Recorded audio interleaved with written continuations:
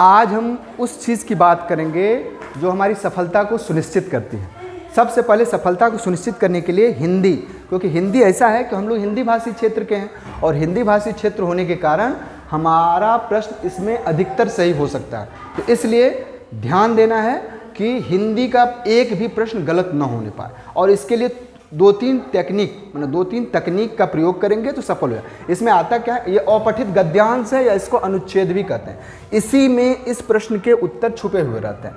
इसमें पर्यायवाची आते हैं, फिर शब्दार्थ आता है, विलोम आता है, विलोम के बाद विशेषण आता है। अब जैसे पिछले 2022 में पर्यायवाची के 4 शब्द पूछे गए थे, 4 प्रश्न, शब्दार्थ के 1 प्रश्न पूछे गए थे और विशेषण के 1, और उसके बाद क्वेश्चन आंसर जो पूछा गया था जिस पे हम लोगों को काम करना है। तो आज हम चूँकि 20 प्रश्न रहते हैं और हिंदी का ये एक ऐसा पार्ट है जिसमें हम अच्छे से अंक अर्जित कर सकते हैं, और इस अच्छे से अंक अर्जित करने के लिए जो तकनीक बना रहे हैं जिसमें हमारे अधिकतम प्रश्न सही हो सकते हैं, उसके लिए क्या है कि हमको बाहर से कभी भी आंसर अपने मन से नहीं लिखना है। कि जैसे इसमें है कि गधा कहाँ रहता था, गधा अस्तबल में रहता है, ये नहीं ध्यान देना। इस अनुच्छेद में जो लिखा हुआ है उसी अनुच्छेद के अनुसार हमको इसका आंसर देना है, अपने मन से कुछ भी नहीं देना। अब हम आते हैं कि इसको हल कैसे किया। सबसे पहला नियम, और जब आप लोग परीक्षा देंगे 80 क्वेश्चन में, तो पहला काम यही रहेगा कि हिंदी को सही करें, क्योंकि हिंदी सबसे कम समय में और अच्छा सा प्रश्न किया।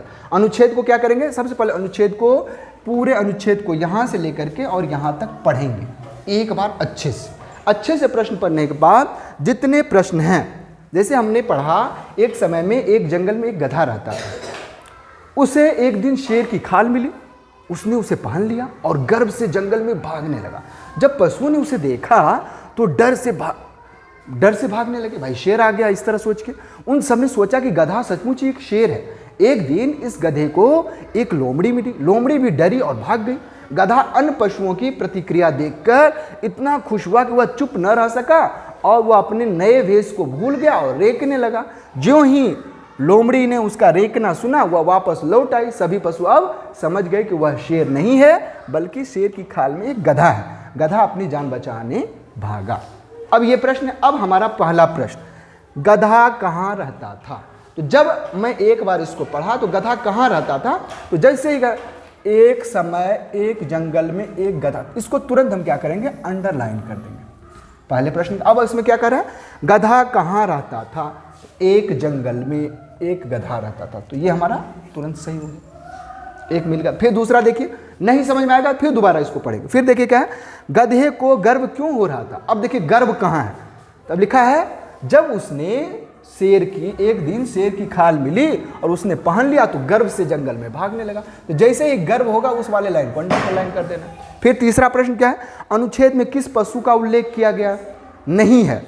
अब किस पशु का उल्लेख नहीं है, लोमड़ी है, शेर है, भैंस है, गधा है। हम देख रहे हैं लोमड़ी, एक बार लोमड़ी मिली थी, शेर का खाल ही पहना था, गधा था ही, भैंस नहीं है, तो भैंस को अंडरलाइन कर देंगे हम। फिर उसके बाद रेंकना किस, हर एक पशु की अलग आवाज़ होती है, कुत्ता भौंकता है, उसके बाद बिल्ली म्याऊं करती है, उसी तरह गधा क्या करता है, रेंकता है। तो रेंकना किसकी आवाज़ है, गधा की।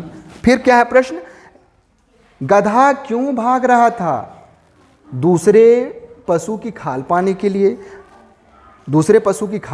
लिए, अपनी जान बचाने के लिए, अपने मित्रों को बुलाने के लिए, शेर को ढूंढने के लिए। गधा कब भागा, जान बचाने के लिए तब भागा जब सब क्या समझ गए कि अरे ये तो गधा है, तो अपनी जान बचाने के लिए।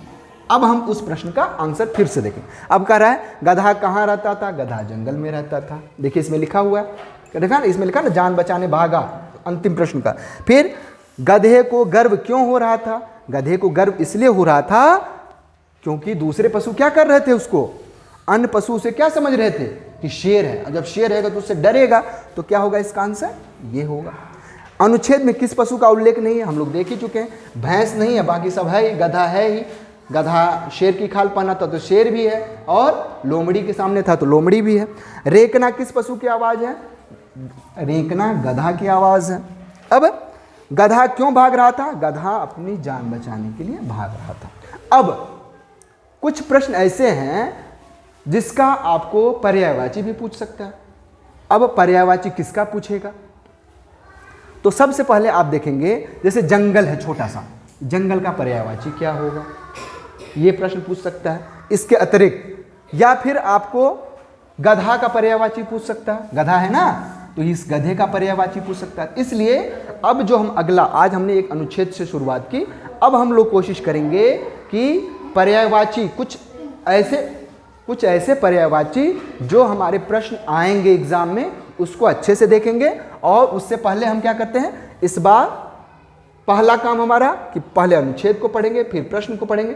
जहां उस प्रश्न का आंसर मुझे दिखेगा तुरंत उसको अंडरलाइन करेंगे, और तीसरा जब प्रोसेस होगा सारे क्वेश्चन का आंसर लिख लेंगे। और ध्यान ये रखना है अपने मन से, क्योंकि गधा या घोड़ा अस्तबल में रहता है, ये ध्यान नहीं देना है। गधा जहाँ इसमें इस अनुच्छेद में रहता है, अपठित गद्यांश इसीलिए तो कहते हैं, बिना पढ़ा हुआ गद्यांश, इसको पढ़ के फिर प्रश्न को करना है। तो आप लोग अच्छे से करिएगा, और अच्छा लगेगा तो ढेर सारा शेयर करिएगा, लाइक करिएगा और सब्सक्राइब कीजिएगा। थैंक यू बेटा।